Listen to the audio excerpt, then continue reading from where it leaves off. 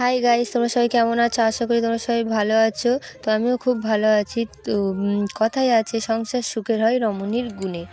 তো তোমাদের দাদাভাই আজকের আবদার করেছিল আমার কাছে চাউমিন খাবে, তার জন্যই আমি সব কিছু কাটাকুটি করছিলাম। তো তোমাদের দাদাভাই এখানে ভিডিও করছিল আর তোমাদেরকে হাই করছিল, দেখো বন্ধুরা। তো আমার কাটাকুটি সব হয়ে এসছে প্রায় বলতে পারো।